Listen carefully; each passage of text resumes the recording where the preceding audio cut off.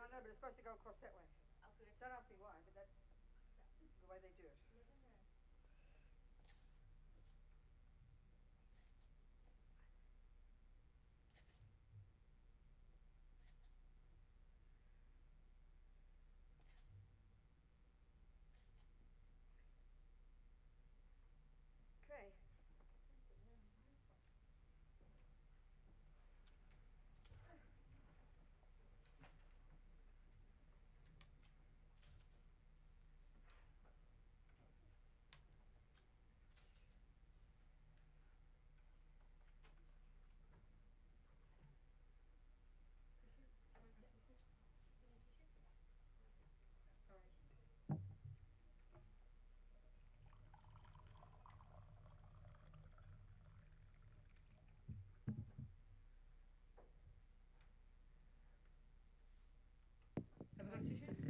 Matthew's getting it.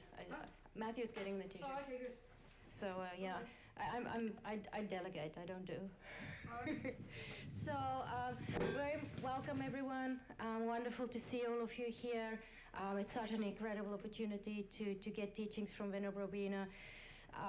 As I did some announcement before, but she's been a nun for what, 27 years, I think. No. 35. 25? I'll be 36 by now. Anyway, who cares? I wrote, wait. I actually wrote it down. Wait. It's a bit old. 37. There you go. 37. February 1978. Correct. Whatever that is. And she, over the years, she's been editor, Mandala magazine, worked for them for quite a while, and before that for Wisdom Publications, also editor, and she's also been has edited a number of books by Lama Zopa Rinpoche, including a book called Dear Lama Zopa, which is a wonderful advice book, which we've got in the bookstore. And then also there are books on death and dying that's recently been completed. One will be coming out from Wisdom Publications. That's due out in February. It's a shorter version that you can carry with you on how you support your loved one, and then you can have it with you. It's a specifically made, relatively small, and I'll see if I can get a sample of that. It's 450 pages. No, that's the other one. Wisdom Publication. The Wisdom Publication one is shorter, and then there is the 400-page one. It's 400 pages. Even the little one? Who said it's little? Who told you that? Who told you it's little? Where'd you get that idea from? The Wisdom Publication one from Andy. And he told you it's little. He told me it's like this big. You mean physically small? Physically small, yes. Well, the one he gave me looks like the same. Huh? That's two versions. Two The- versions of the book. Really? One. Yeah, no, I've got the links to both. It's the on the FPMT. There's the 400-page one that you can download, and then you can look at the Wisdom Publication book, and maybe. Oh, there you go. It isn't little. It's smaller than I thought. And we will be able to do a pre-purchase. We'll send out an email from Wisdom Publications that was very kind, extending that opportunity for Kurukulla Center members. Thank you. You saved me. Thank you. And there are links. I have little. It's a lot of pages too. And okay, now that we've covered the book, my apologies, Venerable. I thought it was smaller than that. I mean, those bigger words, we should say the truth with them. Yes. All right, forgive me, it's been... And then, so all the upcoming teachings today, talking about depression, fear, anxiety, how to become your own therapist tonight and tomorrow night. And then over the weekend, we've got the how to help your loved ones enjoy death and go happily to their next rebirth. And that specifically ties into these books that are available. And then you can get this pamphlet out there that lists all the upcoming other teachings. And also a quick note that Venerable Robina, she's going to lead a retreat and also a pilgrimage. It's this year, June and October. And if you want more details, you can just pick up the pamphlets, and they're out there. Thank you very much, Venerable. Very much looking forward to the teaching and keeping me on my toes. Thank you very much.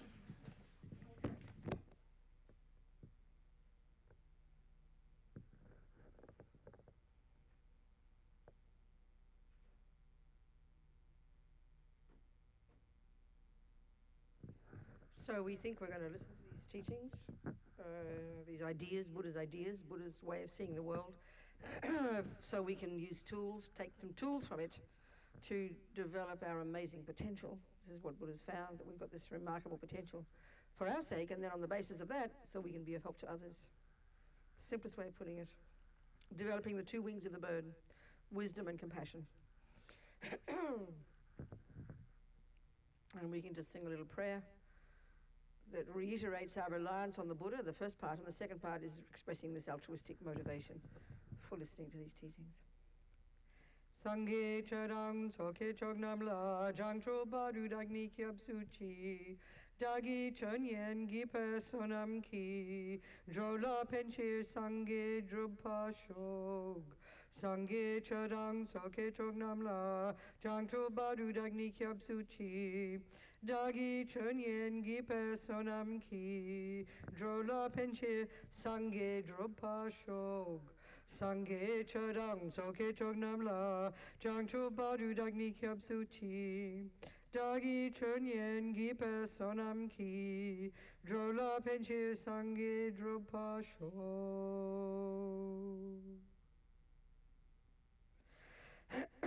You could say, actually, then you could say, you really begin to become a Buddhist. You really begin to be in sync with the way Buddha works, you know, was when you start to work on your mind. You can do other things like be a good person, practice morality. I mean, that's fantastic. But good communists practice morality too, so it's not unique to the Buddha, you know. Maybe his approach is unique. He talks about past lives. Buddhists, you know, communists don't talk about past lives. But the way you really begin to really apply the essential view that Buddha has is when you start to work on your own mind. So as we talked last night, if that's what we're going to do, we better know what he means by the mind, because everybody uses that word. You know, we better really be clear about the Buddhist model of the mind, Buddhist psychology, you know. The words sound very similar. The words sound very familiar to us. When we talk about the anger and jealousy and love and compassion, we all know this stuff. So familiar, it sounds so simple, you know. In fact, it sounds simplistic to us, because in the West we tend to think of psychology as more complex, and we have these weird phrases and terms and very many unusual psychiatric new diseases coming up every day. Well, Buddha hasn't changed his take on life for 2,500 years. So they're either stubborn or it works, you know. So it's up to us. But he talks about these things that we all are so familiar with: love, compassion, jealousy, anger, resentment, concentration. It's very, very simple words, but deceptively simple. The Buddhist model of the mind goes incredible depth in its understanding and the clear, precise presentation of how these states of mind function. And all in order to become familiar with our own mind using meditation techniques, becoming our own therapist, so that we can do this job that Buddha has found to be true, found to be so, and this is where absolutely this is not a familiar idea, it's a radical, outrageous idea, but this is Buddha's view from his own direct experience, that all these neuroses, the stuff that we know are heartbreaking, the stuff that we know is the cause of our pain, and the stuff that we know is the cause of why we make a mess of our relationships, you know, is actually, as they say in Buddhist psychology, is adventitious, which means it's not at the core of our being, which means we can get rid of it. So don't hold your breath, it doesn't work overnight. But this is a shocking concept, you know, quite radical. If any one of you is a therapist or a counsellor, and I come to you and I say, would you please be so kind as to give me methods to get rid of all ego, all fears, all anger, all jealousy, all resentment, and to develop infinite love and compassion for all sentient beings all the time, you know, really, literally, if you ask that question to any one of you whose profession is psychology, you would think I were insane. There's no question, and you'd really get me to calm down, you know. It sounds like psychotic. But this is precisely, no more and no less, what Buddha's saying. But we don't read it in such blunt terms. You know, we read it in nice, polite, spiritual terms, so we mystify it and don't hear the simple, bare point that Buddha's making, which is these neuroses, ego and all its voices, which are the source of our pain, as far as Buddha's concerned, the source of all suffering in this universe, literally, which does not appear evident to us, because we're all convinced everybody else is the source of our pain, right?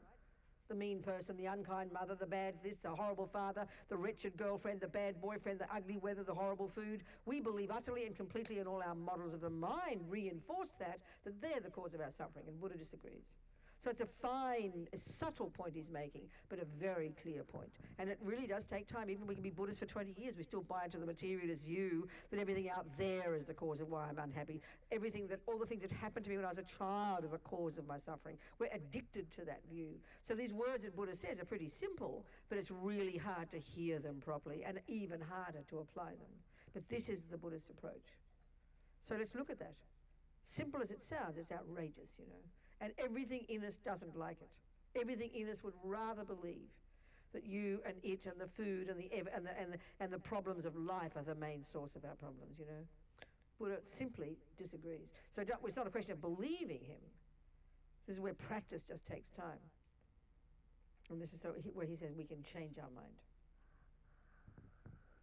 So somehow we know that. We know in life we can't always make the external environment different. We can't make the person become nicer. We can't make the food more tasty. We can't change the weather. We can't turn the red lights into green when we want it. We know actually, profoundly, that we can't make the external world what we want, although we frantically try so hard and freak out when we can't. But if we're brave enough, you know, we can see that we can change our mind instead. And it sounds so simple. The words are not complicated. These words, everybody in the room can understand them. But to actually do it is extraordinarily difficult. It takes great courage to do it. And we can prove it. It's provable. It's provable that you can change your mind. And it's provable from our own daily experiences that when you do change your mind, you experience life differently. So for me, I always like using dramatic, extreme examples. They're really the ones that really point this out, you know. I worked for many years with people in prison, still have some contact with many friends in prison. I don't run this non-profit any longer. I gave that up several years ago, Liberation Prison Project. But I still have contact with many old friends in prison that I've known for the last 20 years. And there's one woman I read about. I didn't know her. I read her memoir. She was on death row in Florida. She'd been arrested with her husband, accused of killing 2 policemen in this car that they'd hitched a ride with, whereas in fact they were innocent, and she was eventually proven to be innocent after 17 years, but the husband got executed, and you could only imagine the nightmare of that situation. You know, look at how we feel when somebody accuses us of doing something we didn't do. Sometimes we go mad. Literally go mad. Sometimes people never get over it, can never let go of it, go on for years and years and tortured by the suffering of that thing that another person believes that you did what you didn't do. We know how tortured, that painful that is. So this woman, after this nightmare of being arrested, she lost the kids, husband executed, he's executed, they're innocent, you know, like a nightmare. And after 17 years she got out. But she said in this memoir, it was amazing, I was so impressed, so moved by it. She wasn't a Buddhist. She said at some point, she realized she couldn't change anything. That meant the minds of the accusers, the police, the judge, the jury, everybody, you know, everybody across the board. Because they were cops, she was like a monster. They were monsters because they're cop killers, you know. You can imagine the nightmare of this treatment they must have received over those years. And at some point, I decided I couldn't change anything. But she said, I realized they couldn't take my mind from me. So I decided, I'm not a prisoner, I'm a monk. I'm not in a cell, I'm in a cave. I mean, it sounds sweet to read it. We're moved by it when we hear it. But if you just listen to it carefully and imagine the nightmare. And she was able to do it. So this is where we know it's true. As a person can do to that extent, change their mind. And the conclusion from that, she became happy. In spite of the nightmare, she was happy. And this is the point. And this is Buddha, this is even... You know, Buddha doesn't even own this point. It's not even unique to the Buddha, but it is unique in the sense that all his teachings come down to this. That in fact, not only can we change our mind, not only can we learn to stop being angry and start being forgiving, slowly, but we can actually get rid of the delusions. That's where he's radical. That's where he's unique. And that's what's meant by the word nirvana. And it's not some place like heaven, believe me. It's actually a word you can use to refer to your mind when you've done this job, this outrageous job. And of course, in the way Buddha talks, over life after life, it takes several lifetimes. Because these delusions, these neuroses, which we in our culture totally, absolutely assume are fundamentally at the core of our being.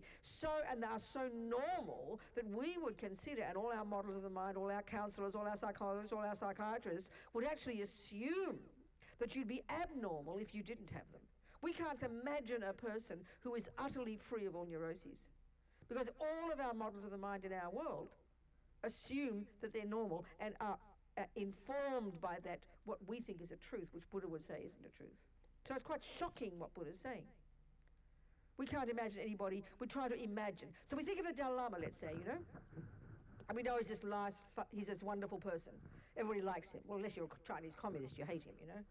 But we can see he's this happy person, a happy fellow. He's 80, amazing energy, funny, wonderful, kind, cracks jokes. We can see a nice guy. Excuse me, holy guy, whatever you like. We can see a pleasant person. But if we look carefully at his life and observe the nightmare of his situation the last 40, 50, 60 years, the absolute torture of Tibet being destroyed, and I mean destroyed, you know. People continue to be imprisoned, and he's like their mother, their father.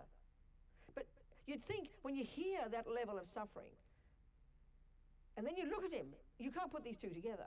You only, you know, you look at the bit of suffering we have got in our lives and how tortured and anxious and worried and panic attacks we have over small things. If we compare with that level of suffering, and he's responsible, he feels like an enormous responsibility for those people, his people, you know.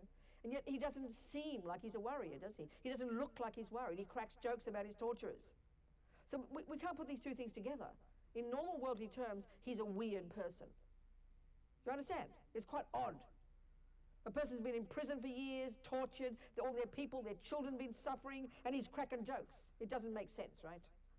So we don't put all this together. We just think we love the Dalai Lama, but it's too superficial the way we look at him. We ought to think, well, I wonder what methods he uses to be like that. If we think that it'd be nice to be like him, as opposed to being tortured and having mental breakdowns and taking drugs, you'd think, well, I wonder what he does. But we don't look into it. We just think, oh, isn't he nice? Wow, the Dalai Lama, far out, you know. It should blow our minds, actually. He's the proof of the pudding of these Buddhist teachings. That means he's done the job that Buddha's saying, which is to change his mind. It sounds easy, the word change your mind. It sounds so simple. But we know it's so hard. Remember the last time you were jealous, depressed, angry, resentful, hurt. And listen to the conversation in our head. It's all about poor me. The central player is poor me. As Lama Yeshe would refer to ego, it's the self-pity me. It sounds so cruel. So as simple as the Buddhist model of the mind looks, you know, it's profoundly difficult to apply it. But it's not difficult in its nature. It's only difficult insofar as we totally are perfected in the opposites, you know. So we've got to start somewhere. So, as we were discussing last night, we can look at this model of the mind. And as I said last night, you know, it's based upon these amazing findings of these Indians more than 3,000 years ago. They were the ones, as His Holiness points out, who began this extraordinary investigation into the nature of self. And as I said last night, most of us in the West don't pay attention to the Indians. You know, if they're Greeks and Romans, that's our history. But we don't think of Indians as being a part of our history, you know, white people. But these Indians, astonishing. They're the ones who came up with these remarkable concentration meditation techniques that enable a person to plumb the depths of their own mind to the depths that we don't even posit as existing in our culture.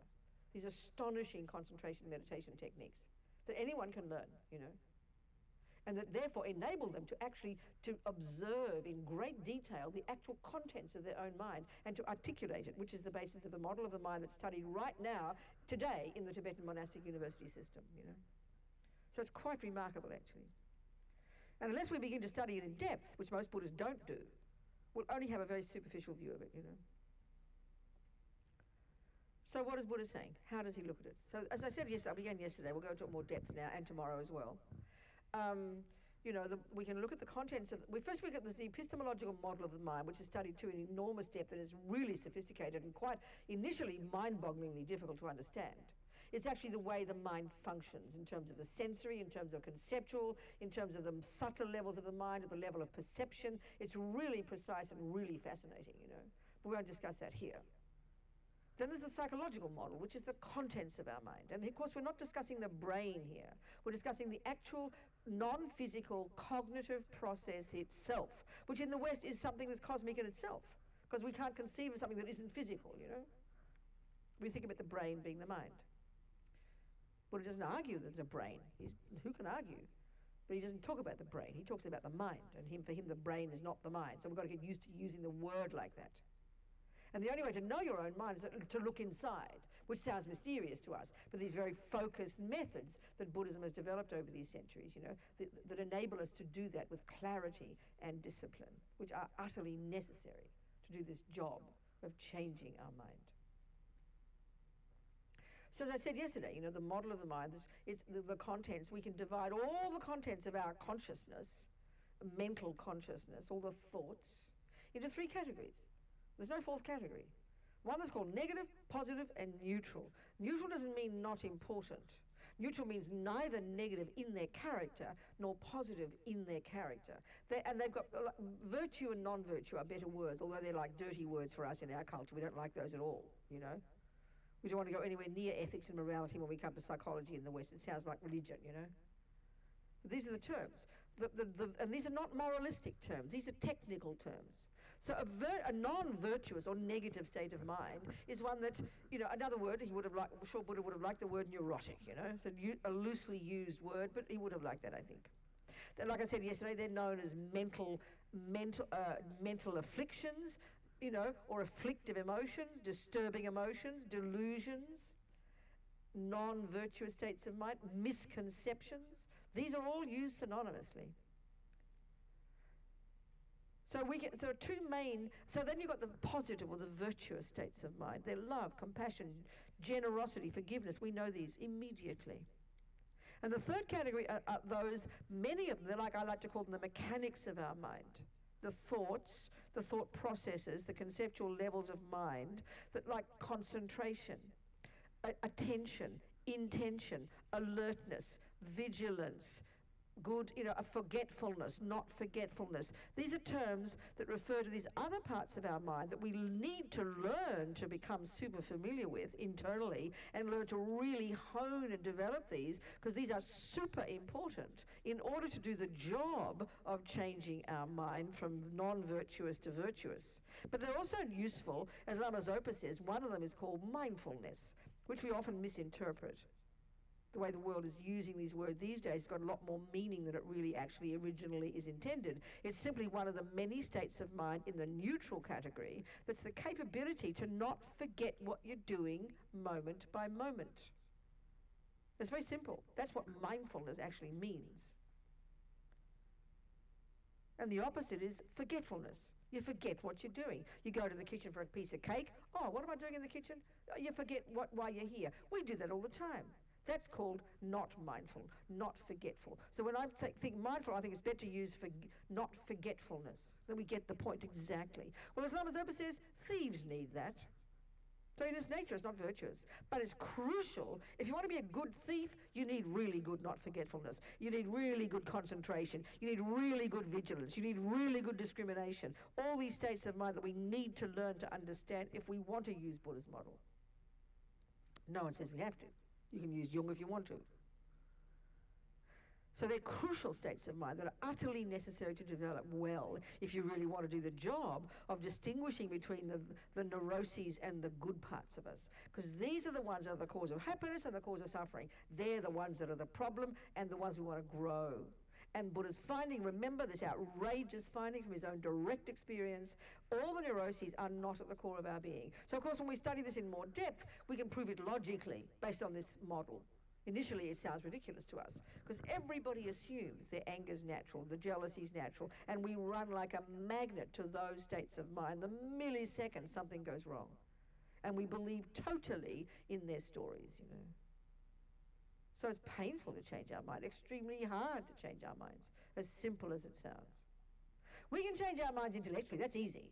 Like you don't know what 1 + 1 is, someone tells you and you learn it, you just change your mind.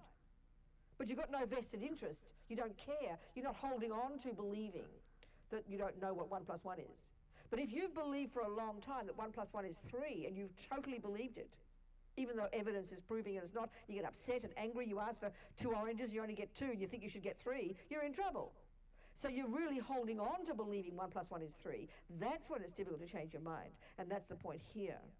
What Buddha's saying is all these neuroses, based on the root neurosis, the one that's known colloquially as ego grasping, which is the biggest delusion of all that underpins all the others, so primordial and so ancient in our mind. It's simply called ignorance. Ma-rigpa, unawareness. This is the root delusion. And on the basis of that, we have attachment to get with that. And so what that ignorance believes in totally is this solid, real, definite, pointable, findable, absolutely concrete me. The me that runs the show. The me that my mind is full of every day. On the basis of this very strong grasping at this concrete me, there's attachment to get what that me wants. Then there's anger and panic attack when it doesn't. Then there's jealousy and all the other dramas that follow. There's like a hierarchy of them. So the point about these unhappy states of mind, they're unhappy, and this is not evident to us until we look into this more deeply. It's not evident at all. It's not how we talk. We know they're painful. Check the last time you were depressed or jealous. You don't kind of cheer, say, wow, I was jealous yesterday, that was great. I don't think so.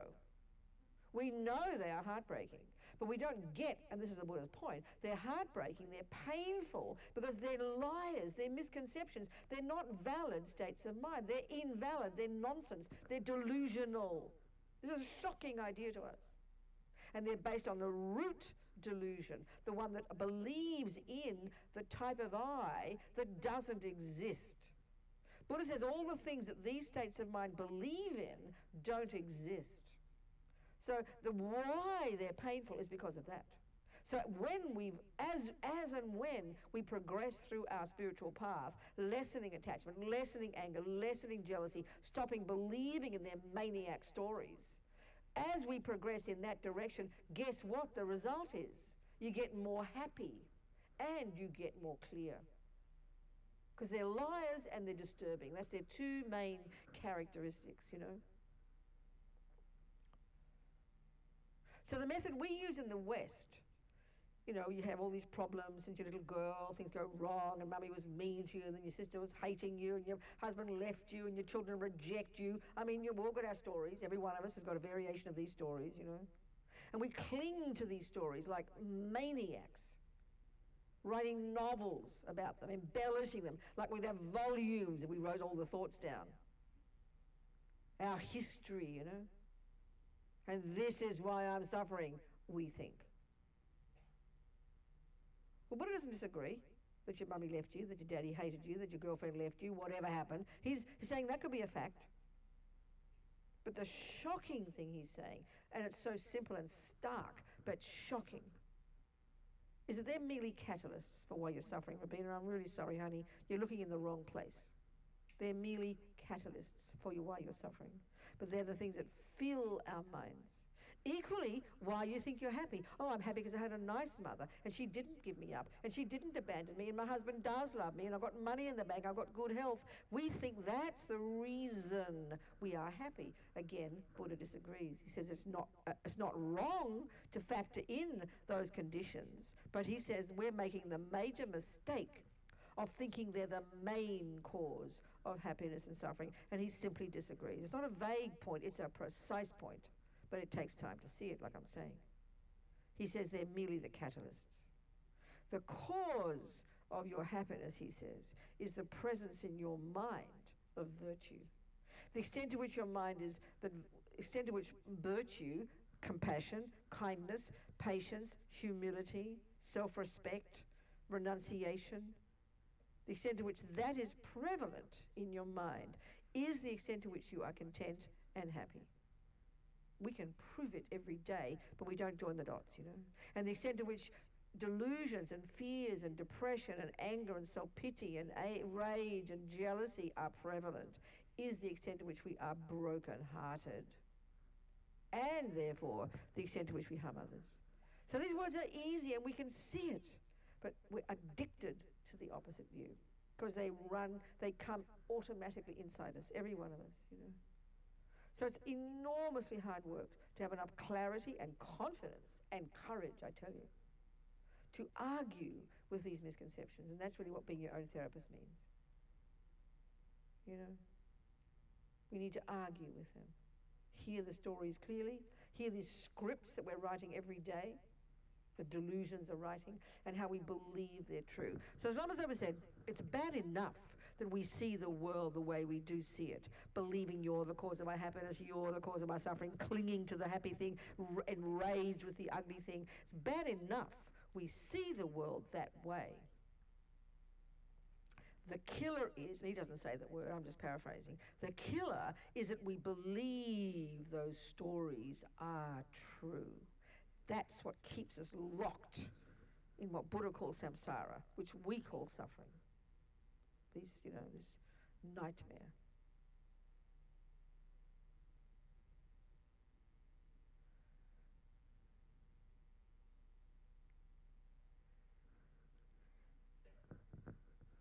So if our minds are made up of these different thought processes, and we can learn to change them, it's obvious we have to learn to identify them. And that's a hard job, because we're not necessarily looking at our mind, we're looking at everything else. From the time we wake up in the morning until the time we go to bed, what we're focusing all our energy on is the outside stuff. Hearing the words, seeing the things, tasting the things. The inner is driving it. And what we're not realizing is that all the unhappy delusions and emotions are mainly running the show. There's goodness in there. That's how come we're in this room as opposed to the gun club down the road. It's because we can access some virtue. Aren't we fortunate? My God, it's amazing. So we have to learn to, it's like strengthening the virtuous thoughts, growing those stories, being articulate, using the positive thoughts, growing, like writing a new script is one way of putting it. Buddha's a cognitive therapist, basically, but to the subtlest degree. But it's hard to do it until we learn. We have to learn it. It's not some mystical thing, And it's not just a question of just closing your eyes and watching your breath and it'll all happen. It's beyond absurd to think that, which is often a really naive view of what being a Buddhist is. Closing your eyes and making all the thoughts go away. That's what we'd like most. Make it all disappear. We can't stand it, But so really, to be your own therapist, you've got to have the courage to confront the thoughts, to listen nakedly to them. Not just to make them all go away. That's just a temporary solution.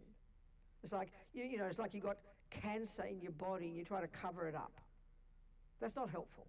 You've got to have the courage to open it up and look how disgusting the cancer is and recognize it and understand it and locate it and identify it and know what causes it so you can then fix it. But it's not pleasant to see our mind. As a friend of mine who's a therapist and a Buddhist says, if you don't like swear words, close your ears. Being a Buddhist is having your hands in your own shit. And it's not a joke. Anybody who's done any therapy at all knows it's painful.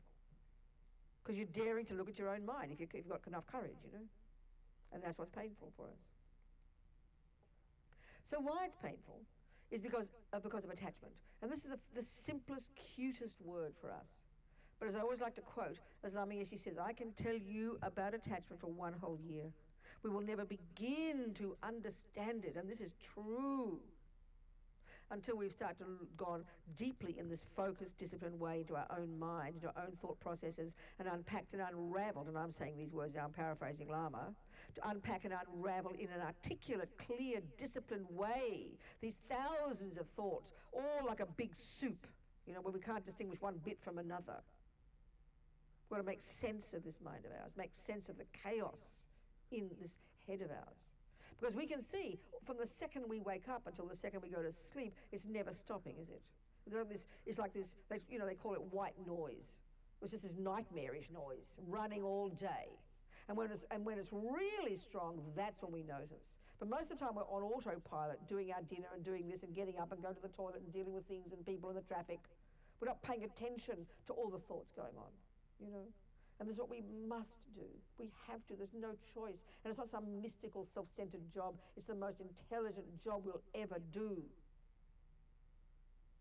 But it takes courage. And it's not a question. You see, one of the biggest things I think in the West, we have this very mystical idea that this mind of ours is this sort of wonderful, special thing, this unconscious. We have to learn to, meditation is all about going into it and discovering what's there. Well, it's true, it is that, but not in a mystical way. In just the same way that you think botany is you just sort of go out into the bush and you get all intuitive and suddenly you start to recognize there's herbs, there's weeds, there's flowers. No, it'll never happen till the cows come home, until you learn the words. You can look at all the lovely green and enjoy it and be all blissed out, the beautiful nature, blah, blah, blah. But you won't have any intelligence about what you're seeing in nature until you learn botany. When you've learned botany, then you can then you imbue your observation of it with wisdom. Now you can understand what you're seeing. And that's the thing with our mind, and why most people are so freaked out about their own minds. Because we don't have any methods. We don't have any models for identifying what we see in our own mind. We can recognize anger, mostly because we recognize the behavior. Oh, she must be angry. Look at her, she's shouting. But what about a quiet person? I always think of that recent fellow who drove the plane into the German pilot who drove the plane into the mountain, killed all those people. Remember? Last year, wasn't it? Everybody said about him, he was really disciplined. You could never, you couldn't tell by looking, you know. He looked like a disciplined, reasonable person. Nobody could see what was going on in his mind. He didn't behave badly. He wasn't angry, violent. A person screaming and shouting, we can see there's trouble. But nobody saw trouble with him. But when you see what he did, you can pretty much deduce there was rage beyond words in his mind, pride beyond words, resentment. These simple words, not some complicated psychological, which we think in the West. I'm using Buddha's psychology here. And what's fascinating, Buddhist psychology, like I'm saying, you know, the actual way it's taught and structured and identified and used by Buddhists, it has not changed in 2,500 years. It's not as if since the Buddha we found new states of mind. We think in the West we have. It's a really important point. I want to be sort of fundamentalist here. If Buddha's view of the mind, which comes from the time of the Buddha, pre-Buddha, even the Hindus, if the Buddha's view of the mind is still fundamentally the same as 2,500 years ago, and the observation of his own mind, which is what he did in his own mind, and his ability to remove all the neuroses from it and fully develop the goodness and become what's called a Buddha, which is a person who's full of the goodness and rid of all the badness, if that is what he accomplished, and this is the model he used, well then surely it's enough to understand our minds now, because time doesn't make any difference. 2 billion years ago or now, it's the same. We tend to think in the West that we're keeping learning new things because we're talking about the West, the physical model, you know, not the mind. It's a really interesting point, this. I try to think about it. Anger is anger is anger. Since Buddha talked about anger, I don't think anger's changed. Since he talked about love, I don't think it's changed. Since he talked about compassion, it hasn't changed. Do you see my point? And logically, if these methods, that's for us to look into, don't just believe what I'm telling you. If the Buddha's way of understanding the mind enabled him to become an enlightened being, which is to utterly rid his mind of all the rubbish and fully develop the goodness, then surely that's something, that's a universal experience. It can apply now or 2 million years. It doesn't make a difference. So we should look at these things, you know. So the Buddha's view is all these, there are thousands of thoughts. I mean, we agree with this in the West. Every second there's so many thoughts going on, so fast and so automatic, so programmed, so instinctive that we virtually don't call them thoughts, you know. And that's because, as far as the Buddha's concerned, this is where we need to really understand the Buddha's picture about our own mind, the big picture point of view. We need to understand his view of karma. He says from the first second of conception in our mummy's womb, that our consciousness coming from a previous life, and it's dealt with in great depth, and we're going to go into this in depth in the weekend, the whole process of how we die, what's so important at the time of death, and how we can make sure that we die well so that we can make sure our mind does continue to get another decent human body, rather than the rat's body. Whoops-a-daisy, missed, you know. Got the rat instead. That's a drag. No, so we can be in charge of the process. This is how Buddha's view. He says we come fully programmed from the first second of conception. Well, not some blank slate or empty vessel that mummy then proceeds to produce, which is what we think. Not for the Buddha. You come fully programmed with every single tendency that you've got that you can access, whether you're Hitler or Mother Teresa. And they're from infinitely powerful practice of those things before. So it's a powerful point, actually, to take it on board as a hypothesis, which is all we can do in the beginning. This really can, because, 47 different biographies later about why Hitler, no one can work it out. because we're only factoring in the external world. You know? But the Buddha would say Hitler came programmed before he's even, from the first second of conception with those tendencies, with his own mind, his own tendencies. Mother Teresa, the same, and all of us in between.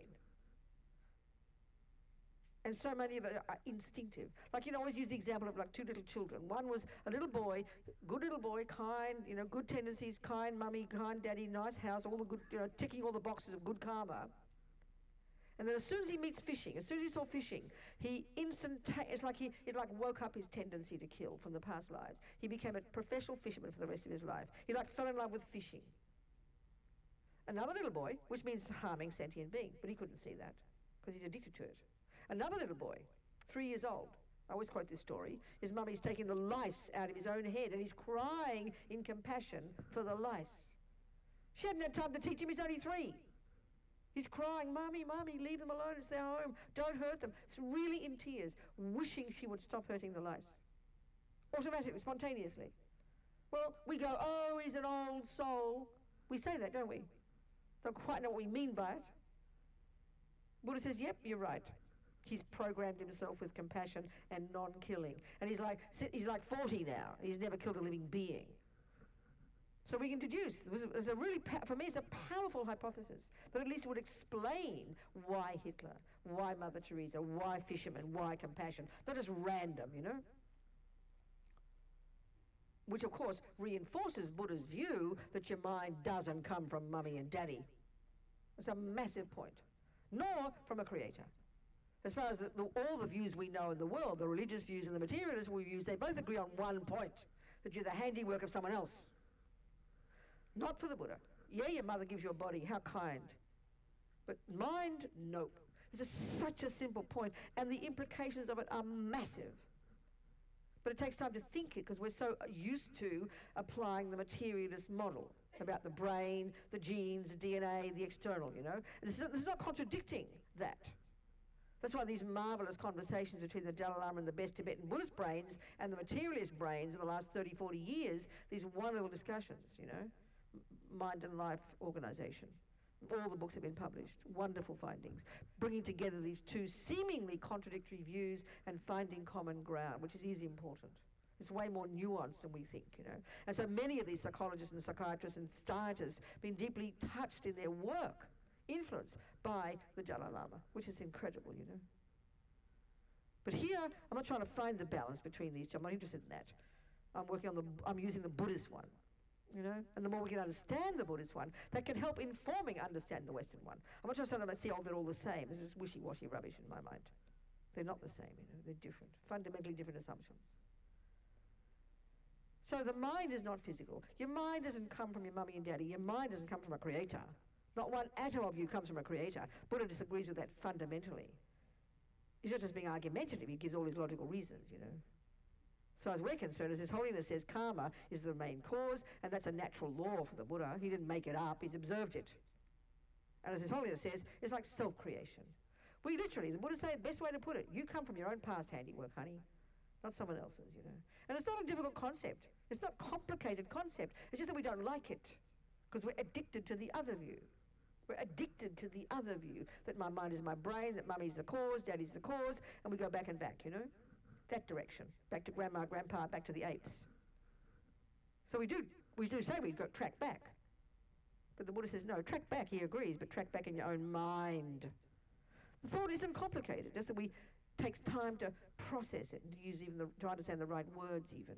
But the implication of this view is it reiterates and informs and gives more courage to this idea that my mind is mine and I indeed can change it.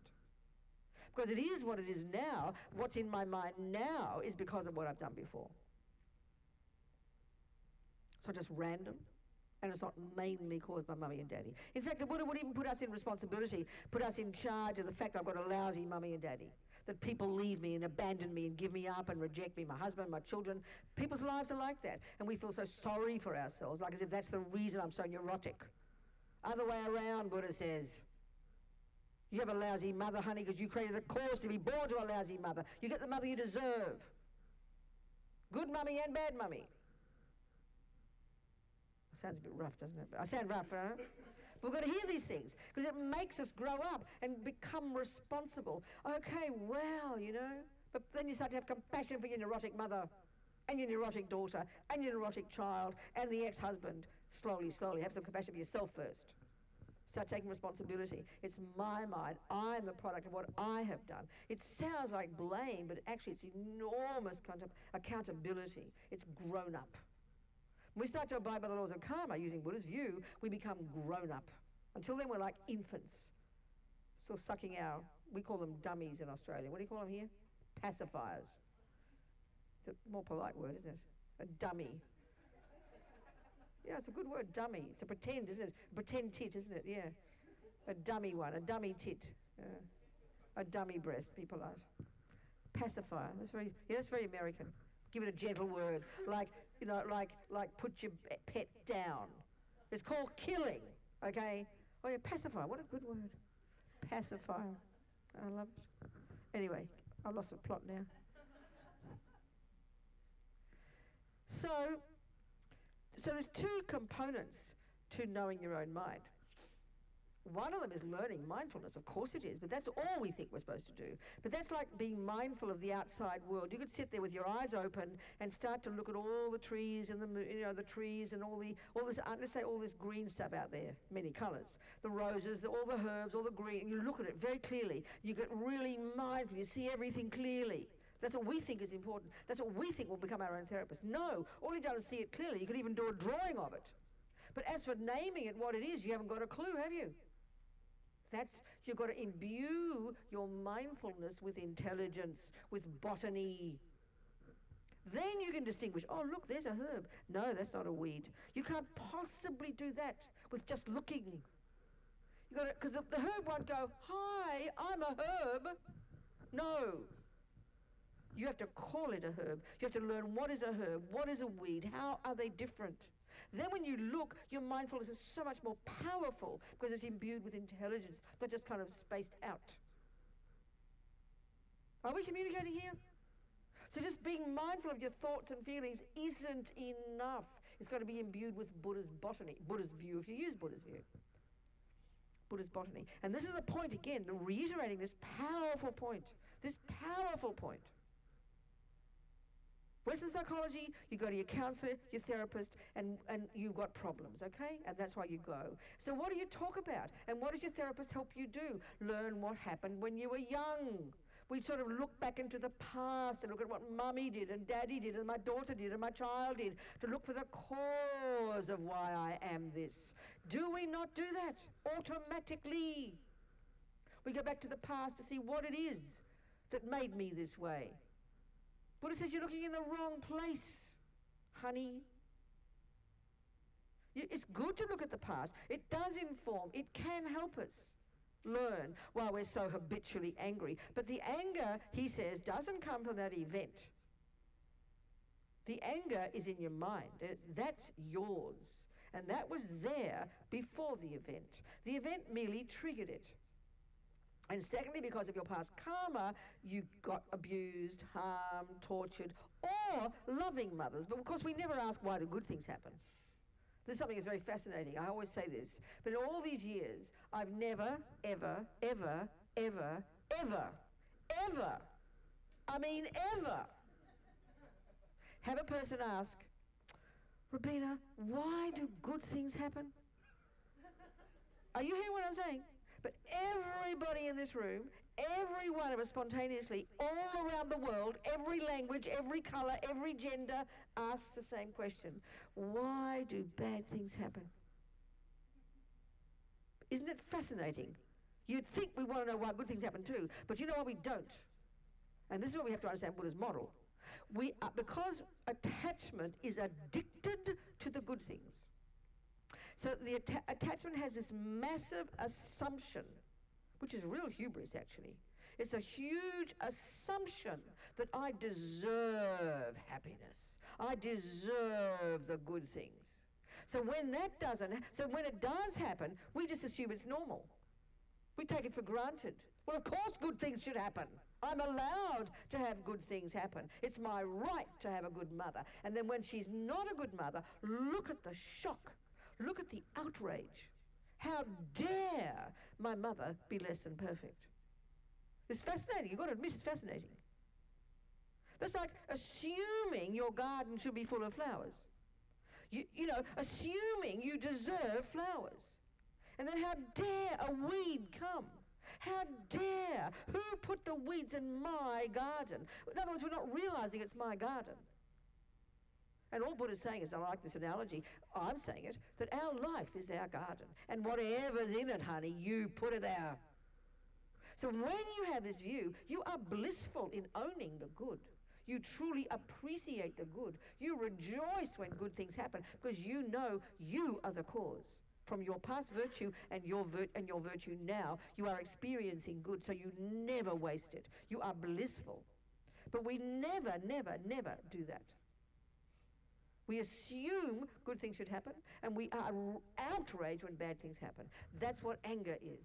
Attachment, when it gets what it wants, it just keeps wanting more. And that's what's run the show. And then anger is the response when that attachment, this junkie, doesn't get what it wants. You know? So it's quite intense how I'm saying it, but I bet every one of us is recognizing. So it's just these wrong assumptions. Buddha says we're riddled with these wrong assumptions.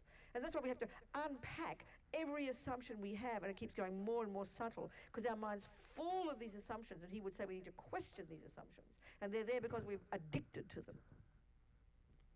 Mummy didn't teach us to be attached. Mummy didn't teach us to expect good things and be shocked when bad things happen. She didn't teach us that. We came programmed with these assumptions. And they're really subtle. They're really primordial. So even questioning these assumptions, just theoretically, is very profound, you know.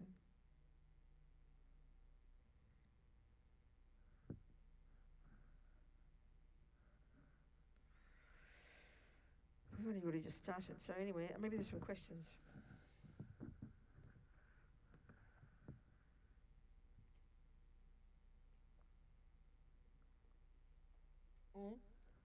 Anybody? Any old question? About the mind? Or about karma too, if you like. We're kind of linking them.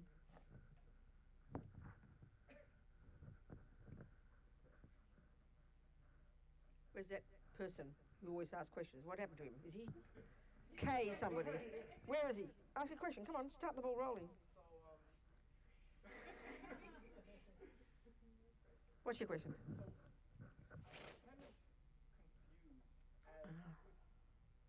Hitler did something really good to earn a human. That's right. Precisely. But he's sober. That's right. Yeah, that's right. That's You right. would think that something in his No, life that's not was your. tough. No, stop assuming things. Ask a question, please. You rave on to it. What's your question? How did Hitler? Thank you. So you're asking about karma. Yes. Good. So then that's your question. Yes. Okay. Don't speculate too much and try to assess. It just gets you confused. Just ask the question. It's really helpful. Okay, I'll tell you. It's not complicated at all. The way they talk about the law of karma, and remember this law of karma is not a belief system, it's Buddha's observation from his own experience about something that's natural. He says this occurs, whether you like it or not, it occurs, you know? He's observed it. So, of course, you take it as your hypothesis. So that's our hypothesis in this room here. Okay, so there are four main ways that our past actions, using the analogy of seeds and fruits, ripen in the present, okay? And given that the word intention is the best word for the word karma, karma is the word action, but it's first and foremost referring to a thought that starts the entire process. Would you agree that if you see me stand up and walk over there, that the main cause, okay, what's the main cause of my standing up and going over there? No, but keep more simple. What's the main cause? Okay, good. You did it. You said it. Want. The word's intention. If I was sitting here thinking, I will sit in this chair, and I suddenly leapt up and walked out the door, I would have a big problem. Wouldn't you agree? Would you agree with that? Because everything starts in the mind. Everything has to start in the mind, and the whole process of karma starts in the mind. So there's a million thoughts a minute. We can see every one of those is an intention, but they're so spontaneous. So every one of our thoughts, and it's highly complex, this whole process inside, okay? Talk about, complicated. But everything we do and say with our speech and body is motivated by an intention, a thought, and then motivated by a certain other delusion or non-virtue. We'll go into more detail as we go along the weeks, especially the weekend. So every single thing we think, none of it goes astray. This is a very interesting point. Not 1 millisecond of any thoughts, anything that goes on in our mind disappears. It all gets programmed in our mind. So there's 4 ways those thoughts are going to ripen in the future. 4 ways that our intentional and verbal and physical actions based on an intention will ripen in the future in terms of karma, okay? So the principle of karma is every thought and action of the body and speech based on a thought will ripen as a certain way, yeah? Okay, so the first way your karma ripens is the type of rebirth you get. Like there's 4 tracks of karma, if you like, put it that way. So there's Hitler. So the main karma that ripened, just before he stopped breathing in the past life, a few weeks before he went into mummy's womb in Austria, his little Austrian housewife mummy, lying in bed with, Adolf Senior maybe, who knows? That was a virtuous karmic seed that ripened. We'll talk about this in the weekend, it's highly complex. A virtuous karmic seed. We've got trillions of karmic seeds. We're lugging around these bank vaults of these 4 kinds of karmic seeds, okay? So a virtuous one was triggered that caused his mind to go to a human mummy's womb. Then the next track of karma is all the type of karma is called your actions similar to the cause, which is referring to all his tendencies, starting from the second of conception. He's programmed with all his personality traits, his tendencies, he's a psycho, look at him. All these weird wacko views about superiority and killing all these people because they're all the business in his mind, right? And we can deduce he had some good qualities. He was kind to his dog. He was really kind to his German people. You understand, he had virtues as well in there, but very deluded views. You agree with that? So all those tendencies in his mind in this other track, but they happen to ripen in the body of a human called Hitler. The third kind is called experiences similar to the cause, which is all the stuff that happens to him personally out there in relation to others. How his dog treated him, the rats that lived in his house, the cockroaches that shitted in his spoon drawer, all the humans who adored him, all the humans who hated him, all the way he was seen by others and treated by others. That's called experiences similar to the cause. Whose cause? His cause. Do you understand? The 4th one's called environmental karma, the very way the physical world impacts upon us. Every sentient being has these 4. So due to virtue, he got a human birth. Due to virtue, he got good tendencies. Due to non-virtue, he had bad tendencies. His personality traits. Due to good karma, he had good experiences. He had a powerful, amazing reputation at some point. He was seen as like, God in heaven. He had a very nice environmental karma, no doubt, at certain points. Do you see? 4 ways that karma ripens. And the experience, this is the tendencies you have has no direct relationship to the way you're treated. You can see that people who lie can be believed by others. People who speak the truth can be seen as liars. Like the woman in prison, never killed anybody. But due to heavy karma in the past of lying and of accusing others, you could say, she now experiences that from the hands of others. Do you see? So when we get these 4 clear, we can really then assess everything in our own life. Until we get this clear, it's just confusing. It's quite precise. You understand? Yes, does that mean that there's... me going through life, if I go out that door, right, I have very little ability to control what I experience. Total rubbish. You always assume things. Ask a question, please. Well, ask a question. No, ask the question. Do I have... Ask the question. That helps. It suddenly gets all clear when you ask the question. Because you had an assumption there. Control over what I experience because... Okay, stop. No, stop. That's not your question. Sorry. No, it's not your question. You can't experience what you experience. You can't control what you experience. That's true. If you've got karma because you got born to a mother with genetic problems, you're going to get cancer. It's very hard to change that. So you mean, do I have control of making decisions? That's your point. Can I can I make new decisions about things? Intentions, isn't it? That's your question. Okay, well, what is your question? Life is unfair. No, excuse me, ask your question. Stop the commentary on it. No, stop. You're having philosophical raving on.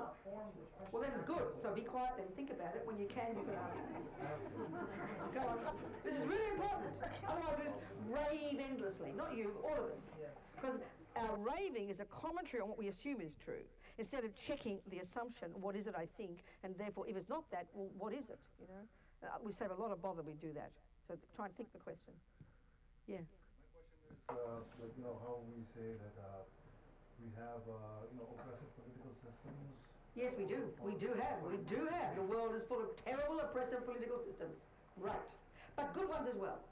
So they have the same question. So wouldn't that kind of lead, your credibility to oppressive systems when you say that all oppressions of all the oppressed people are because of their own karma? No, why should that do that? Why should that be? No, Tibetan people have the view of karma, okay? They have the view that due to their past actions, they, at this moment, the last 50, 60 years, or they personally in their own life, are experiencing suffering at the hands of the Chinese communists. They know the reason is because they must have harmed the Chinese communists in the past life. But that doesn't mean that you sit back like a passive person and accept it. You can still demonstrate against it and know that it's wrong. You see, the assumption in the question that you're asking, and the assumption in your assumptions, is that when things are unfair, there has to be no reason. As soon as we hear there's a reason, we think, well, that must mean I deserve it, therefore why do anything? There's a whole series of misconceptions there. Of course, good or bad, you can still use morality as your basis, and anybody can see that the Chinese communist system is oppressive. The Tibetans know why it's happening, but they can see that from the point of view of morality, it's not fair. It's inappropriate. So they demonstrate to try and change it. Nothing wrong with that. So you see your garden's full of weeds. You know you put them there. You must have put them there. That doesn't mean you can't pull them out because you're using botany as your basis. You don't go, oh, well, the weeds are there. I don't have any choice. I've got to accept weeds. That's complete fatalism. That's a disaster. You might as well die now if that's the way we think. Sounds like it is justifying exploitation and... No, that's your assumption. That's your assumption. It's completely not true. Justify. What do you mean justify? What do you mean justify? Would you say, if you say that like, there's a lot of poor people in the world because of course, because they've been mean and nasty. Yeah, you think all the really greedy mothers who are stealing now, guess what they're going to be born as? But what about the exploitative economic system What about it? That causes the poverty too? Honey, how many years have you been listening to Buddhist teachings? You've been here quite a while. Yeah. How many years have you been listening? I haven't been able to figure this out. How many years have you been listening to Buddhist teachings? May I ask you a question? 25, 30 years. I don't believe you. You sure? Yeah. You've been a Buddhist. What race are you? Sorry? Where do you come from? What country? I come from Nepal. And you haven't heard these teachings before? I got ideological in the process too. So you've never... Sweetie pie.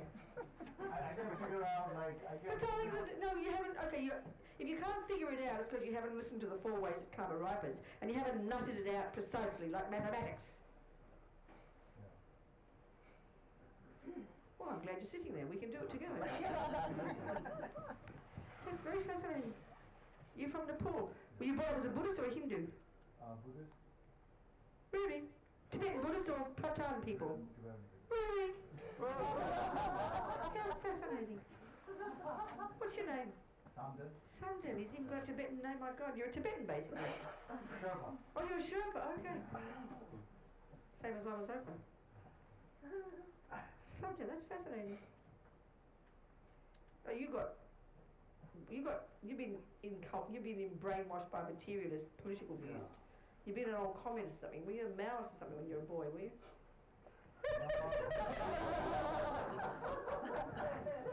He's a secret Maoist. Oh, I'm joking. No, I understand. It'll come slowly, something. You see, we use these words like justify, like there's an assumption in that word, it's quite heavy. No, it's really, the Buddha's view is every sentient being, every millisecond of every sentient being, every dog, every cow, all the sentient beings we can't see, the Buddha would assert exist, just naturally are experiencing the fruits of their past actions. So why don't we use the good for a change? This is the point, you see. When we think, it's only when we think of the bad, because we're sort of overwhelmed by the view of not fair, deserving, it seems too heavy. But if we think of the good, so then you think, in Samten's life, you've had good things happen, right? Kind parents, maybe, good people, good friends, your money in the bank, got a job, people like you, they smile at you, they haven't gone around terrorizing you and not stealing from you, and the credit cards give you credit, right? The credit card companies give you credit, the bank gives you credit, you get a job, people like you. Every millisecond of that is the fruit of your past virtue. Every millisecond is the fruit of your past virtue. So yes, when you think of that, you go, oh wow, I deserve it. So we're feeling honoured. But then once you understand that, so then it's a mutual thing. You've got virtue in your mind, you've got tendency to be kind, to be moral, to want to be not lie, not kill, not steal. How amazing. Own that and realise you must have practiced that before. That's how come you're not here and down in the Maoist killing all the Sherpas up in the mountains. You're not doing that. And then secondly, you've got the karma from having been kind to others, having not stolen from others, having given, being generous to others, that you get good results back. So how come even one human being has been kind to you is because you've been kind to them? How come the bank gives you credit is because you haven't stolen? How come you've got a home instead of homeless is because you haven't stolen? So then when you own the good and realise it's the fruit of karma, the fruit of all your past actions, it's so dynamic, then we can easily deduce it has to be same for the opposite. So it doesn't reinforce bad political systems. You can fight against the political systems, but then even when you really understand karma, you'd have compassion for the people who are stealing and lying and harming and terrorising and raping, because you know that they're stealing and terrorising and harming and raping because that happened to them before, and now they're going to suffer unbearably in the future. So it even gives, understanding karma not only gives you the basis for compassion for yourself, but it even gives you a basis for compassion for the torturers. That's why I like to always use that example. In 2003, Richard Gere, invited a bunch of 20 former prisoners to come and meet His Holiness. And we were discussing kind of collaborating on prison work, because that's what I was doing. So he invited some people like me too. And these 20 former prisoners, Americans, black, white, Puerto Rican, cross-section, male, female, of ex-American prisoners who'd done some kind of meditation in prison. It was a very moving meeting. They met His Holiness, and they all talked about their suffering. And he also invited 2 young Tibetan nuns who had been tortured and sexually abused in prison by the communists, So they were telling their experiences. And they were kind of in tears, sad. But they weren't angry. And the reason is because they have, in their minds, since they're born, brought up, and practiced this view of karma, which is their philosophical explanation for how come they're born, why they're Tibetan, why they like Buddhism, and why bad things happen, as well as the good. That informed their experience. So then they were tears, they were sad, not angry. And then they said quietly at the end, and of course, we had compassion for our torturers, because we knew we must have harmed them in the past. I mean, that's intense, isn't it? They suffered, but they didn't suffer nearly as much. And this is the point about we have to look at the assumptions in our mind. This takes time, If in the Western view, the materialist view, and in a sense the view that Samten is kind of indicating, is this view that somehow, he mightn't put it this way, but somehow bad things happening is, we have to ask, why do we think it's unfair? Why do we think it's unfair? And equally, why do we never question whether good is unfair? We don't care if it's unfair. We just like more good, please. Because the assumption is I deserve it. And that's the energy of attachment, So the Buddhist, the assumption we have in our culture is, and this is maybe not Samten's culture, I don't know what he thinks, but that mummy and daddy made me. Now, I mean, I think this one is very powerful. If it is true, a fact, Buddha would argue with it, but if it is a fact that mother and father decide to make another little mini version of them, and they hop into bed and they have sex, and then Robina gets conceived, and out she pops, right? Most people's view is that they made Robina. That means they gave Robina anger, they gave Robina jealousy, they gave her kindness too. Whatever she turns out to be, they made her. So I'm brought up with that view. I began in my mother's womb, didn't I? So then it's really true what we say in the West. Well, excuse me, it's not my fault. I didn't ask to get born. And that is the assumption behind the point, Samten's point, that it's not fair. Or his point that we have no control. That is true if your mother and father did make you. Please hear this point. If you really did not have a second before that conception, and you are the handiwork of those two parents, and they are the cause of your anger and your jealousy and your neurosis and your being good at soccer, whatever you're good at, if they are the cause, then you're right. They are the blame. They are the blame. And it is random and it is unfair. I agree with you. But that's how we feel, isn't it? That's how we feel. That it is unfair. How dare my mother reject me? How dare my father beat me? How dare that next door neighbour harm me? That's how we feel. But all the Buddha's saying is, it's the wrong assumption. Because if he's right in saying that every sentient being does what they do and experiences what they experience, because either you've done it before, or you've had it done to you. And look at us, aren't we intensely social creatures? Look at us all. We're defined as social creatures in our psychology, but look at us. We live our lives from the second of conception till we die in relation to others. And we know that if we want to look into our lives, there are two main things that happen to us: good things and bad things. People are kind or they're not. People harm us or they don't. We know that. So there has to be a cause, you know. If the world is logical, we don't think it is, but Buddha says it is. There has to be a cause. And there has to be a cause, Buddha says, in the person who does it and in the person who experiences it. And also, for the Buddhist view, karma is personal. It's not random. If there's a law, there can't be random. And the Buddha says this is a natural law that runs the universe. Nobody created it, nobody invented it, and no one is running it. It runs itself, like botany. You can harness the laws of botany and do very good gardens, and we can harness the laws of karma, no doubt. But it's a natural law. Karma takes care, as Lama Yeshe says. So by definition for the Buddha, every experience that is called suffering is the fruit of an action done by the person who experiences it that's similar to that. That's logic, although we don't like it. So that means people living in oppressive political systems. That means people living in with lousy parents. They've got an intense personal relationship with those people.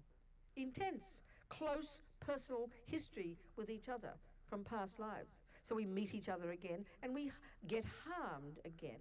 Or we're the one who does the harming. And so guess what? Next life you'll just change roles until something starts to change, until we start to change. And the same with all the good.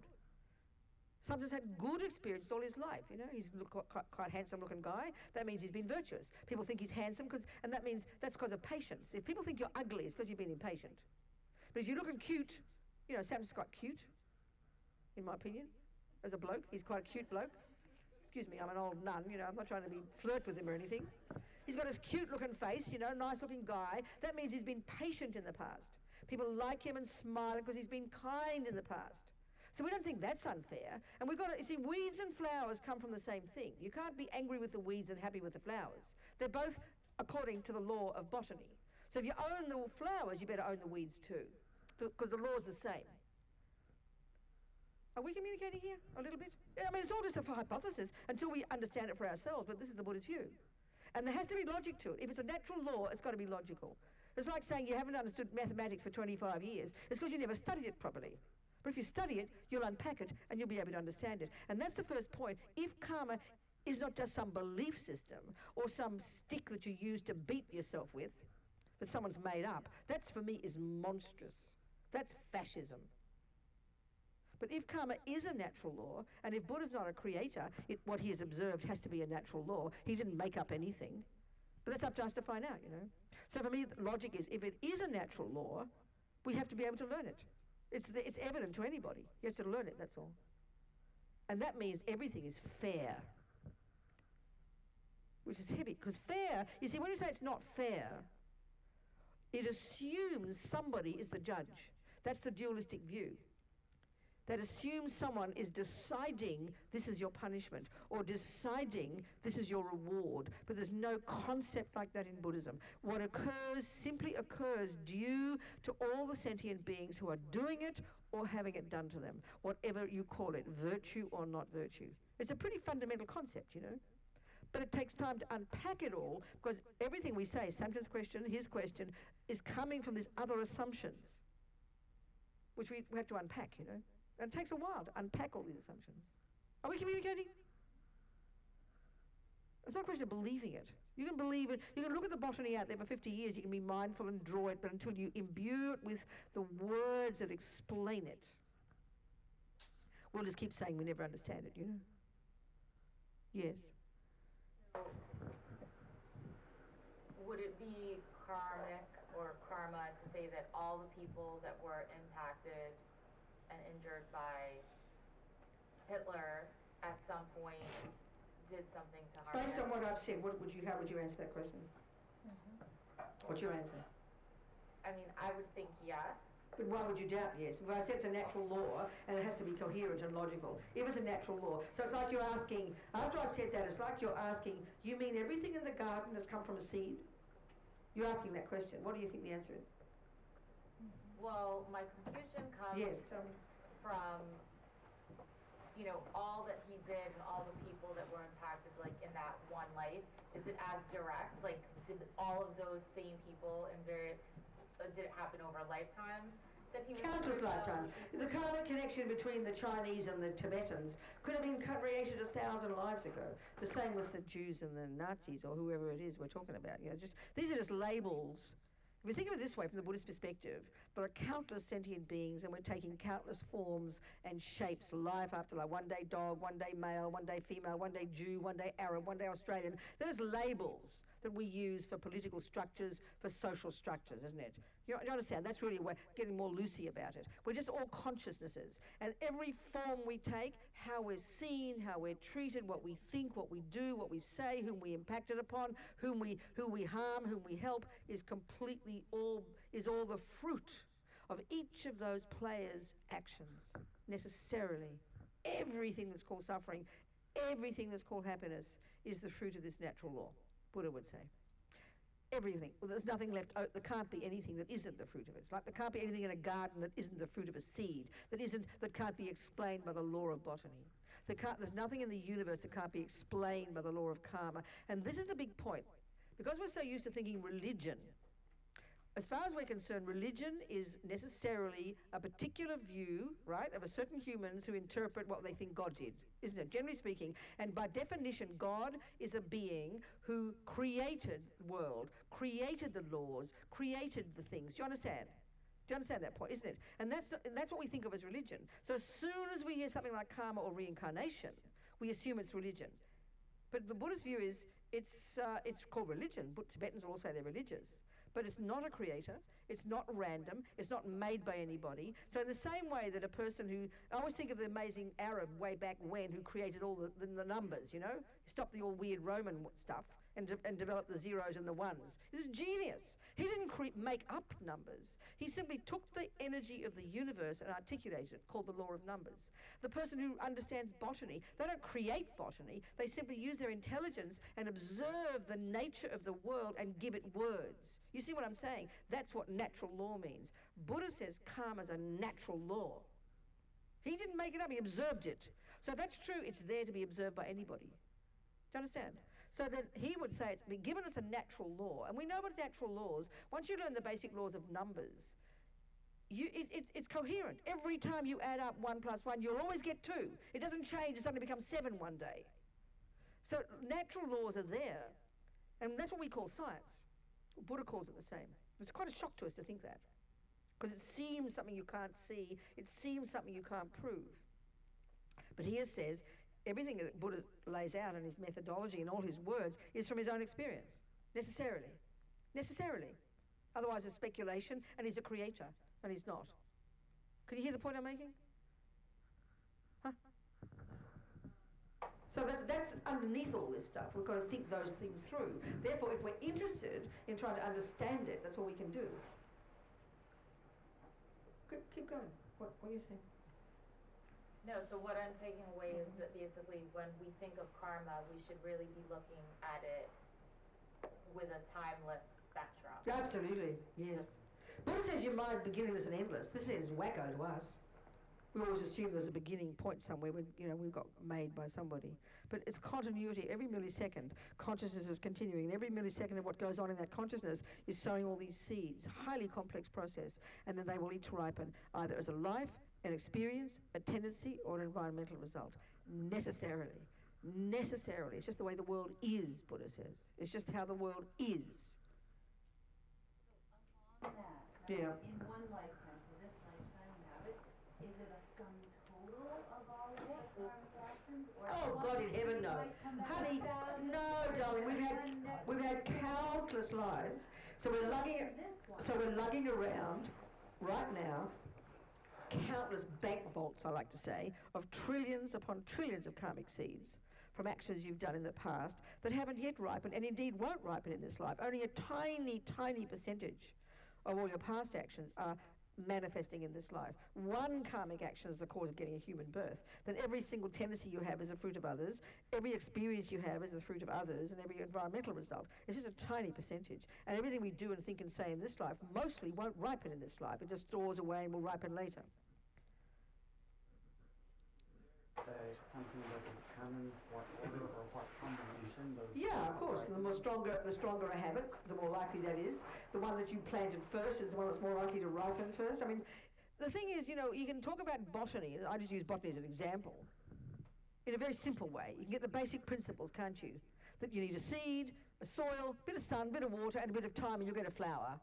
And then it just does itself, doesn't it? But you also know we can be highly sophisticated in understanding botany. And as we are all such geniuses in science these days, we're getting more and more precise and more detailed and more subtle in our understanding, and all this genetic engineering of tiniest, you know, I mean, we're brilliant, genius minds looking at the natural laws of the universe. Look at the geniuses with physics and, do you understand? You know, basic principles, but you can go and you can get to the subtlest understanding of all these principles. Karma's the same.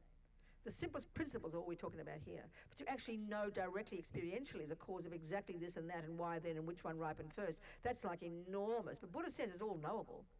Buddha says by definition that which exists is knowable by minds. That's why he posits perfection. Slowly, you know. So the principles first. Then we can keep understanding ever more deeply. And then eventually learn to cognize it directly when we're most advanced.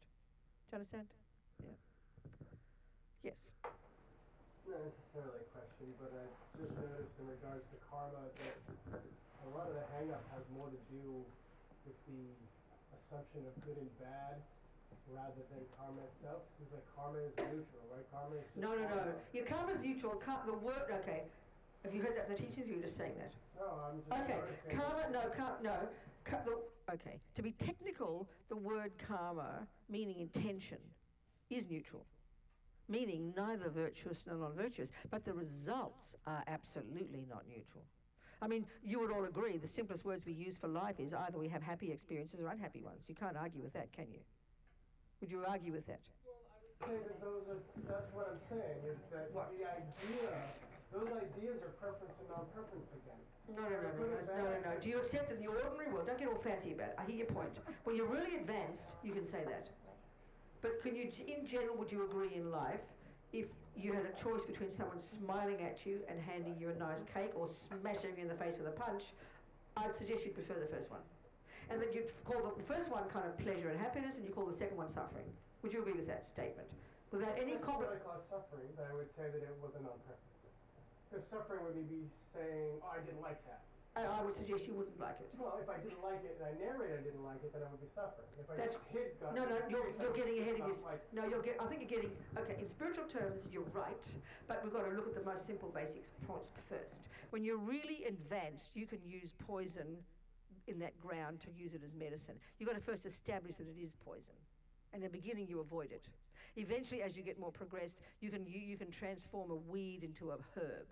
You can transform a weed into a medicine, but you've got to first recognize it's a weed. So we've got to first understand the most simple principles of karma are not like what you're saying. It's very uncomplicated.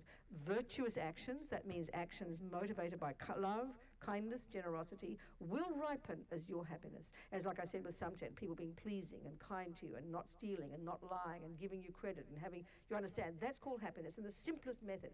In the simplest meaning, that's happiness. And then every millisecond of actions you do that are motivated by anger and ego and violence and jealousy and depression can only ripen as suffering. Being punched, harmed, lied to, stolen from, oppressive political systems, being poor. So simple words, it's called happiness and suffering. Simple words, it's called negative and positive.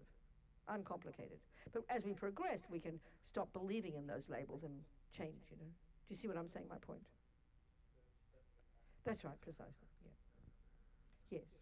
Would a karmic seed created by killing someone else ripen the same as a karmic seed caused by suicide? No, it's just different. I mean, things that in general, it's called killing, but there's there's slight differences in it. But in general, the action of, in general, an action of killing, for it to be what they call a complete action, which means it's a seed that you plant in your mind. From the second you plant it, it'll start to multiply and will bring many fruits, and one of the fruits it will bring is a type of rebirth. Okay, so if you look at an action that is one of those, there have to be 4 things in place for it to be what they call a complete action. So let's just use the example of either killing a mouse or killing yourself. So first, let's say you kill yourself. The first thing that has to be there is the object, which is to say a person, and that's you. The second is where your mind is involved, and there are 3 parts here. There has to be the first part, which is the recognition in your mind, which is a particular state of mind, that you're the person you're going to kill. Number 2, there is the bare bones intention, I will kill myself. The third one is the motivation, the reason. So mostly, let's face it, we don't kill ourselves out of compassion or love or kindness or generosity or virtue. In general, would you agree with that? It's usually despair, anger, hopelessness. Would you agree? It's therefore, in that sense, it's not a virtuous motivation. It's not joyful and open and loving. You could imagine it's possible. Do you understand? So that's negative, which means it's completely activated by ego. The third component is you do the action. And the fourth is you die. So they say, strictly speaking, which just sounds like a technical point, a complete action of killing would be they die before you. But clearly you can't die before you because you are you. But still, you can't say that's not a negative action. But there's a slight difference in the way it would ripen, but it cannot ripen as happiness. It can only ripen as very, very, very likely as birth, many births in very suffering realms of existence. Unless the motivation is super pure. That means that you genuinely have compassion. You're an advanced practitioner, you have genuine compassion for others, and you see that it's appropriate to die rather than others or something. You give your life for others, let's say. That would be a virtuous action, there's no question, because your motivation is pure. But most reasons that people kill themselves is not that, I would suggest, you know? Do you see what I'm saying? Apply that to killing the mouse. Absolutely, yes. I mean, because if we analyze it, okay, this is where we have to go into more depth. And what is the time here? Okay. Yeah, this is where the mind plays such a massive role. Let's say Sumpton has a mouse in his kitchen, and you have a mouse. What's your name? Minnie. And you have a mouse in your kitchen, and you know, this is a good example. Okay, there's Minnie Mouse. Minnie Mouse has a kitchen. And let's say I have a mouse in my kitchen. So you'll see the point I'm making here. We've got 3 scenarios. We've all got mice in our kitchen. Let's say Sumpton doesn't even see the mouse, but he stands on it and the mouse dies. So there's an action of killing, but the first part, there's a mouse there, the object, there's a mouse. Second one is the presence of his mind involved in the action. You understand? So that means there's got to be a state of mind called recognition. There's the mouse I'm going to kill. Second, there's got to be the intention, I will kill the mouse. And third, there's got to be a reason, which is usually, because you don't like mice. So that's missing entirely in Sumpton's position. His mind is not engaged. The third one is he does the action, the foot goes on the mouse, and the fourth is the mouse dies. But because his mind is not involved, he doesn't see it, therefore there can't be an intention and there can't be a motivation. There is no karma. There can't be, because karma starts with the mind. You might have a mouse, and you see it and it's suffering, you have real compassion. But you think, like a lot of Westerners, let's say, killing it will help the mouse. Your genuine motivation is compassion. So the mouse is there, first one, object. Second, recognition, that's the mouse I'm going to kill. Intention, I will kill that mouse. Third, reason, because such compassion, I can't stand the suffering of the mouse. 3, you do the action, mouse. 4, dead. That's an action of killing. But you could argue, because your motivation's good, even though not much wisdom, because maybe, we'll talk about that in a second, that's a virtuous action. Even though, but as His Holiness says, compassion's not enough. You need wisdom. So the wisdom you need there is to know the mouse's mind and the mouse's karma, and you're confident that when you kill it, it'll get a really nice human rebirth and meet the Dalai Lama and have a spiritual practice. Then you did a good action. But there's no wisdom. We just kind of out of panic, Do you understand?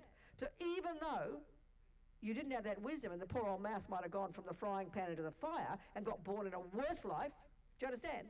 Still, you meant well. So there's some virtuous karma there. But mine would be a typical one, let's say, and you can't stand the mouse, which is why we kill mice. So the usual reason we do negative things is mostly either attachment or anger. I'm attached to a mouse-free kitchen. So I'm angry, how dare that mouse be in my kitchen? Do you understand? So the motivation mostly is either attachment. If you're a fisherman, it's attachment. If it's killing the mice and the cockroaches, it's aversion, anger. It's hardly complicated. And that's the heaviest motivation for doing things. Mechanism is the same. Huh? In either case, whether you're killing the mouse or yourself, the mechanism is... In general, the same process occurs, yeah. The results could be different, obviously, but mostly the key thing here that we're saying, and over the classes we're going to go into more detail, the key factor in any action we do every millisecond that determines the character of the action, which means that determines the type of fruit that will result. The key factor is the motivation. So we get, and mostly, if you look into our lives, this is where it's also, we're all just kind of programmed. We're programmed to follow attachment. Gets too hot, you put the cooler on. Gets too cold, you put the heater on. You get too noisy, you're upset. You're hungry, you eat food. You're kind of needy, you have a friend. Mostly it's motivation by attachment. We don't go around killing. We kill as attachment and anger as well. But we're mainly motivated by attachment, and then we do what we want to make our life happy. So but it's very subtle. We don't consciously say, oh, I'm going to get what I want. It's just we're programmed, So consciously changing our motivation, which is the Mahayana approach, which we'll talk about, is really crucial. But the very first level of practice, just don't kill. Good motivation or not, just back off and don't kill, It's really important. Do you understand? Yes. So as far as, say, suicide, because, many mental health professionals believe that people, have mental health illness, which is a disease, so they say not that they committed suicide, but that they died by suicide, as the way people die, like, from heart disease, not. So what's the point you're asking? What's the point you're making? So the thing is what if, someone's in just, this unbearable pain and use that That's right. as the compassionate thing to do to get their body or their... You mean the person doing it for them or the person helping them? Yeah. No, you see, the key point in Buddhism, it's not a moralistic issue. Given that the Buddhist view would suggest that the consciousness will continue and take another life. And as we're going to talk more depth in the weekend, this is a really important point when it comes to understanding about death and helping people at death. Soon before you stop breathing, the karmic seed that will be the one that will determine your next life is triggered. And necessarily, when the mind is freaked out, despairing, unhappy, full of suffering, out of really intense attachment and anger arising in the mind because of suffering, and then if the karmic seed is triggered at that time, it can only be a negative seed, which can only cause them to get an intensely suffering rebirth. So it's the worst scenario possible. But because the Western view, of course, assumes that when they die, they're finished. So we've got to look at that assumption first. If we're using the Buddhist assumption, you're going to be much more cautious about doing that because you're not God, you don't see their mind, you can't see their karma, you stop the suffering now, but you can't see their future. And of course we don't factor that in our culture, do we? So here, if you're a Buddhist, you're factoring that in, and then your decisions are based on that. So you do everything you can to help them die peacefully. That's the thing we're going to talk about the weekend. The main thing at the time of death, as Rinpoche says, if you want to help anybody in this life, the time to help them is when they're dying. That's when they're needing you most. And that means to help them die peacefully and virtuously. Because that can encourage virtuous karmic seeds to be triggered, which can then program them to take decent next life. This is the most important role of helpers at death. To pacify now, give them peace and love and kindness, and make them peaceful and virtuous. They're the two things. So it's a different assumption, isn't it? Do you see? Yes. When one does certain practices to purify past negative karma, yes. Is there a certain order of what negative karma gets purified? Okay, the purification practice, as Lama Zopa says, we're insane not to do it every day. And it's being, given that, as Lama Yeshe says, that negativity is caused by our mind, So we purify it by creating positivity with our mind. So the purification practice is a very practical process, a psychological process. And so you'd say the less, I mean, the smaller weeds are easier to pull out than the giant weeds, aren't they? So the same analogy. But in general, the purification process, the first step is to regret the things that we've done to harm others with our body and speech, or the killing, or the lying, the works, you know, and you would emphasize certain things you've done in this life, but then you'd kind of cover the lot. We'll go into this in more depth in the weekend. You then say, and I regret anything I've ever done since beginning of time to harm any sentient beings. But the reason for regret is really important. That is because you don't want the future suffering. It's like compassion for yourself, the first step. We've got to have that. And it's got to be so meaningfully for one's own sake. The lamas use the analogies like eating poison. Of course you regret eating poison because you don't want suffering. It's very immediate for us. But we're used to having guilt, which is really ridiculous, you know? It's because I don't want suffering. It's like compassion for yourself. Then the second step is you have compassion for those you've harmed. Then you do some kind of practice that helps purify. And then you make the crucial step is determine not to do it again. So it's a practical psychological process. So clearly, the stronger you regret, the stronger you determine not to do again, the more strongly you purify. And the older habits, of course, are the deepest to go, aren't they? Also, I can become enlightened faster. The first one, regret, is very nakedly. The first one is simply because you've got to have a real strong recognition of what they call renunciation. I am sick of suffering. I am up to here with suffering. We say that. And then that means, well, then I've got to go, what caused it? Well, honey, it's your past karma, Robina, I'm sorry. So I regret it from the depths of my heart. Like if I get, now I'm feeling, my lungs are getting a bit asthmatic as I got older. And so people say it's because I used to smoke 80 Marlboros a day. I mean, I wouldn't be surprised. Even though it was only 20 years I smoked, I got in plenty of smoking. So now maybe, here I am old, I'm now hearing the results. So of course I say, if I were still smoking, I would say, of course I regret this. I don't want the suffering. So what do you do? Solution, stop smoking. So it's owning responsibility for it. And of course we're talking here, the suffering in the future. So you've got to have this, it's like, we really don't have that one naturally. We have a lot of guilt. I'm a bad person, you know. There's my lungs, you see, listen to it. Those 80 Marlboros. And marijuana in between. But only for 20 years, wasn't longer than 20 years. Wasn't always 80, it was only average 40, but 80 was my tops. Anyway, we'll go more in the weekend. You're going to be around, we'll go through more depth here. Yeah, where are you? What's your question? Is there to say the mantra for blessing the feet? Oh, honey, you're getting so esoteric now. No, I'll give you a general answer. If there isn't a logical use of that technique to help purify the mind or to benefit sentient beings, then it's superstition, isn't it? Isn't it? The principle. So therefore the answer is yes, of course. What is the reason? I don't want to go into that now, it's no time. Okay. We'll do it another time. Okay? That's a whole other discussion. That's like from Tantra, you know. We got into karma, didn't we? We left the mind behind. Any other questions? About anything? Anybody? Yes, we do. You talked about depression, fear, and anxiety. Yes. You said that part of what we think is just having this mindfulness of wanting to have no thoughts, stop That's those right, thoughts. yes. So is there a counterpart to that? Is there another Yes. practical technique, Yes. approach? Yes. If so, is Yes. there a beginning to that?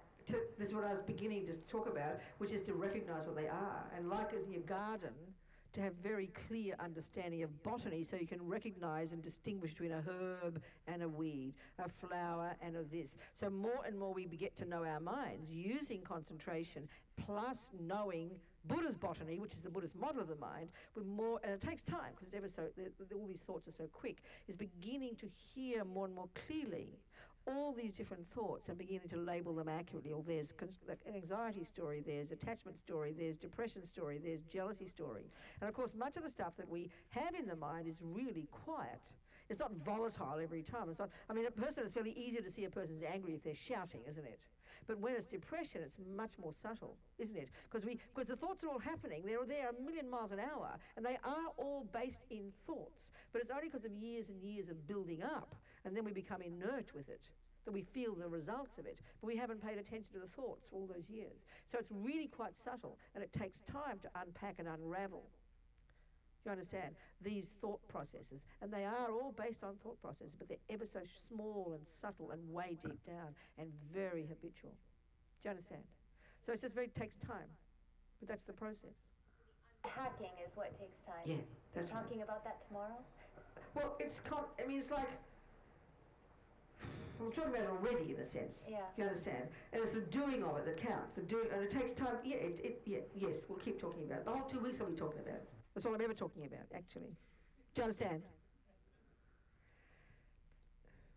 The point, for me, the feeling is I've got is more like, it's like a bit like a marketer. I'm marketing then I'm marketing the efficacy of these tools, and then the job is for you to go and want to do them. Do you understand? Of course, that's the point. I'm not trying to say I'm a marketer, but it's like that. Because my feeling is, I know for myself, when I first heard the Buddhist teachings, first of all, I had no idea what they were talking about, but I knew there was something there, so I persevered, right? And then the thing that really, for me, the thing that was so important, which is why I liked to understand the words, as a stepping stone, that when I began to have confidence, even theoretical confidence, that it's possible to change my mind.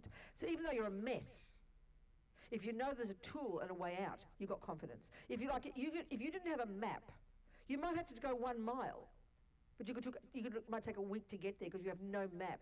No wonder we get anxious. But if you know you've got a map, suddenly, even though you've got a long way from the goal, when you have a map, you can calm down. So, do you understand my point? And I feel, that's my personal view, why I like this particular Buddhist approach, which is the one obviously I'm practicing, is very articulate and clear and precise in all the presentation of all the steps. So even though when I first started to have confidence, and that took time. I mean, for me, it took me years as a Buddhist to experientially have confidence that anger wasn't my middle name. Do you understand? Because it was such a deep habit. But intellectually, I had confidence. So that for me was very consoling. And then once you've got confidence, then you're prepared to do it, So for me, I'm trying to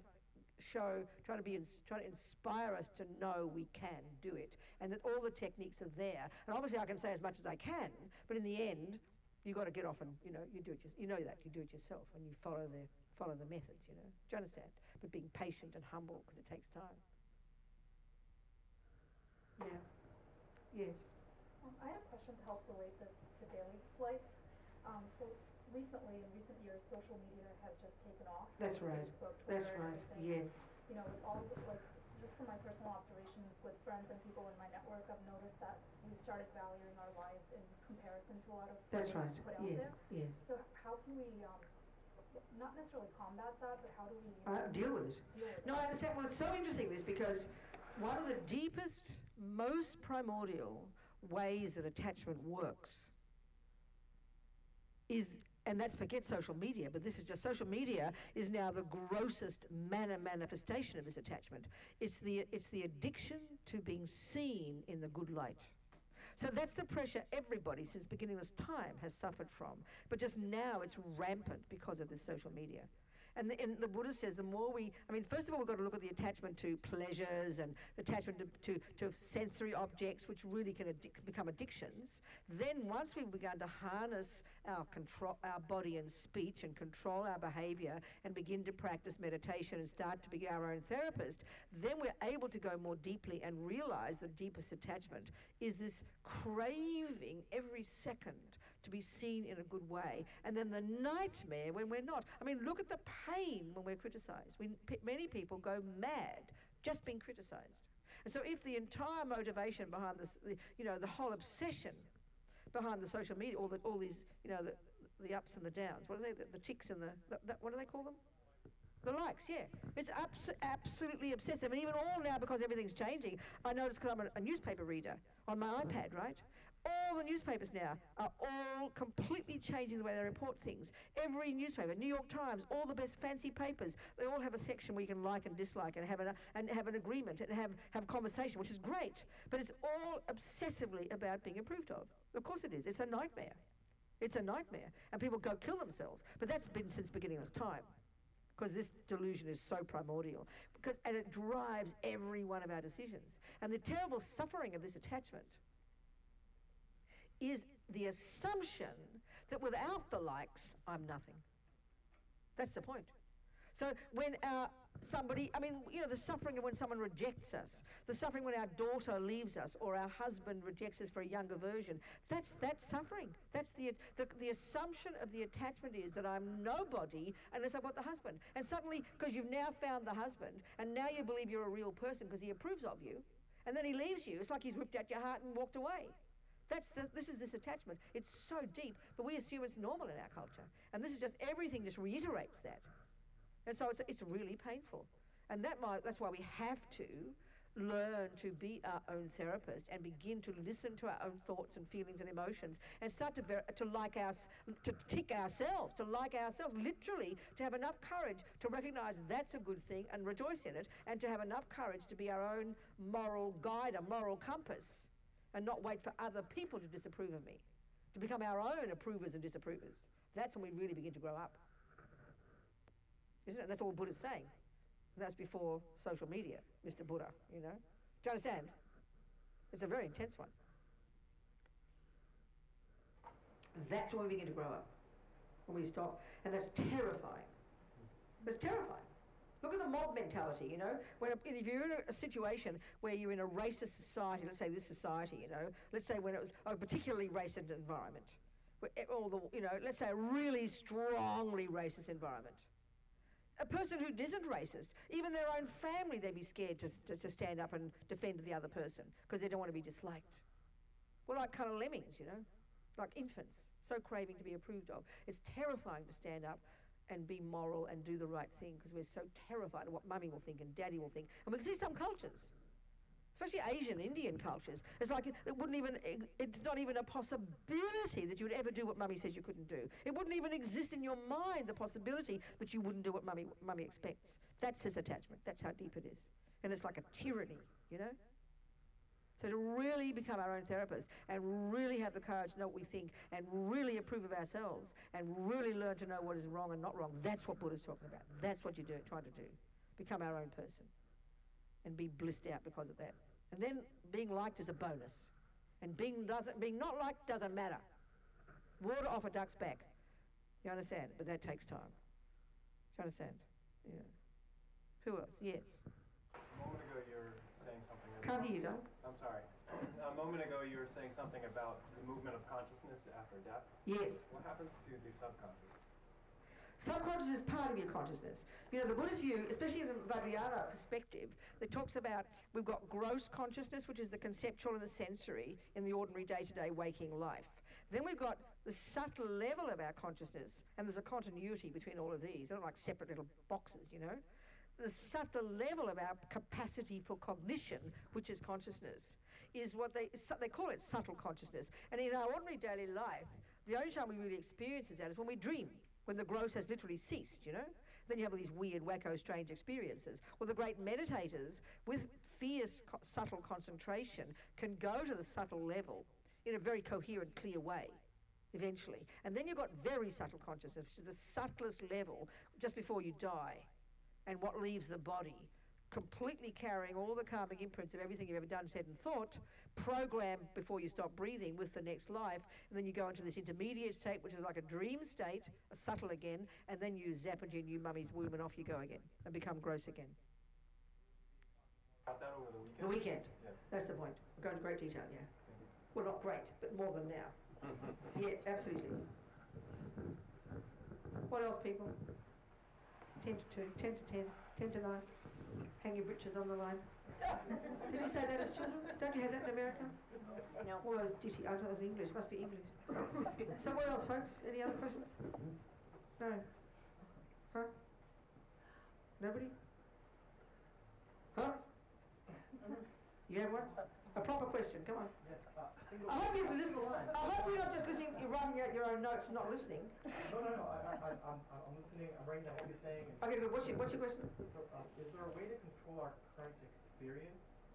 In other words, what is the way to control our current experience? So you got to explain experience first. Experience in terms of what I just said before of karma is what happens to you. Your own mind is a different discussion. So what are you talking about? What other people do to you or what goes on in your mind? Which one? What people do to you. So are you able to control whether a person likes you or not likes you? Is that what you're saying? No, if something falls on you, or if your car gets hit by some random person. No, yes, the only method to stop that is to purify the karmic cause, yes, precisely. Okay. But you have to know what it is, and it's hard to know, isn't it? So that's why you've got to purify every day. Then you're purifying the causes, you're purifying the seeds. Absolutely, yes. Purification purifies all the negative karma, not just the experiences. That's the only way you've got to do it. Purify the causes. And that's what the process of purification does, regretting, vowing never to do again. That's what purifies. But it takes time, because many of the causes, many of the results that are coming in this life, the causes are already ripening. You just can't see the result yet.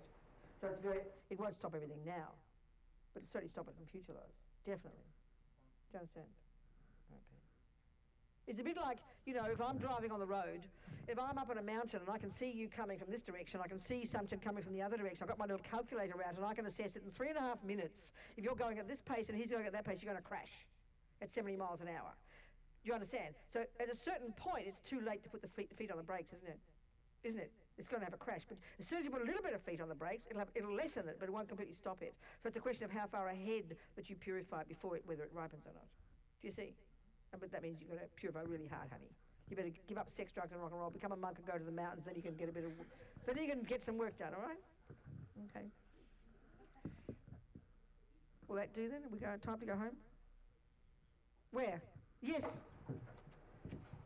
Is there any way to have precise information about the karma seed would come from in this life? Of course, but it's not possible to see. It's like you've got to be a Buddha to see that. Only the Buddha's mind, which is a mind of a person that's removed all the neuroses and all the delusions, can see nakedly and clearly precisely what's going on. That's highly, highly, highly, highly, highly advanced. So yes, theoretically, but way to go. Do you understand? Yeah. But we don't have to, but you don't have to necessarily know. It's a bit like if you start, if I start wheezing with my lungs, I can deduce it's because of too much smoking, but I don't have to remember exactly which Marlboro on which day caused exactly that particular cell. As you get advanced, you can know the details, but the principle's enough. You understand? Yeah. You interesting people. What else? Is it enough for now? Where are you? Yes, sweetheart. So let's say after millions of lifetimes, you become a bodhisattva. The millions of lifetimes. You become a bodhisattva. You're tired of being a bodhisattva, and you want to set up. And you what? You're tired of it? Yes. Or you'll never be tired of it? No, you can't be tired. It's a contradiction in terms. You couldn't be. No, stop. Listen. Your question's wrong. A bodhisattva, by definition, has fierce, insane, fanatic compassion and having fierce, insane enthusiasm, and they never possibly for a millisecond would ever give up. So rephrase your question.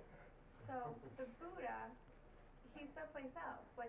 No, he's not. No, darling, he's not. I thought I read that. No. It's not like that.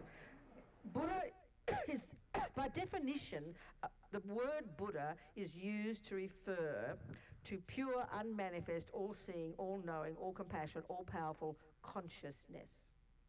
They don't need bodies. They're way past bodies, babe. But, wait. So then out of immense compassion, which is what's caused them to end up being like that in the first place, then naturally and spontaneously, and has for many lives even before Buddhahood, naturally and spontaneously is manifesting in many bodies throughout many universes for the sake of sentient beings, spontaneously. No choice. Here with us? What do you mean bits of, darling? I'm just talking about a person. I'm talking about a consciousness. Like Shakyamuni. He's a consciousness that pervades the universe, that is naturally, if he's a Buddha, this person we call Buddha, this Mr. Bloke back there in India with a lump on his head, that body is not the Buddha. That's just the body that the Buddha took. The Buddha is the actual consciousness that pervades the universe, that sees things as they exist, which is what that person says he achieved, and which what he says is every one of us can achieve. That consciousness naturally is spontaneously manifesting, maybe not in forms that we can recognize, or there's a reincarnation of Shakyamuni, not possible. But naturally is manifesting to benefit others. That's their job. It's impossible not to. So even the low-level bodhisattvas, it's not possible not to be doing that. And they would never get sick of it. They don't disappear when they're a Buddha. They manifest in bodies throughout the space. That's what Tibetans say, you never know who anybody is, so don't judge. Could be the smelly old homeless person down the road, or that rat gnawing away at your house, or the cockroaches. Do you see what I'm saying? That's the job of a bodhisattva and a Buddha, to manifest in bodies to help others. They don't need bodies. They've gone way beyond needing bodies. They only have bodies for the sake of us. Do you see what I'm saying? Yeah, it is interesting. And that's our potential. That's what Buddha says. Anybody else behind the pillar? Can't see you. Okay. Okay, let's finish. So it's a mixture of karma and the mind, but they're really, so they work. The two main things in Buddhism are the mind, how it works, and karma, because they all come together. Because karma's done by the mind, you know. It's not some separate thing. So we'll just keep talking more tomorrow and the other days. Make the most of our time together. So we think, we delight this couple of hours, as many thoughts as there have been. Actually, there's many moments as there have been, is as many thoughts we've had, and therefore as many seeds we've planted. And not one will go astray. So we delight in that, and we think, may I nourish these seeds from this moment forward with my effort, with my virtue, with my goodness, with my confidence, so that these seeds will eventually ripen as my perfection, my Buddhahood, to benefit others. But for my sake too, on the way, you know, you can't help but be the beneficiary as well. And the Buddha would say this is our natural potential, and with the attitude of never giving up, with enthusiasm and confidence. Kewaji nyu duda Lama Sangye Drub Gyune Drowa Chi Kyang Malupa Dei Sala Gurpashok Jang Chob Sem Chok Rinpoche Ma Kie Panam Ke Gyo Chig Kie Panyam Pa Me Payang Gong Ne Gong Du Pelba Sho.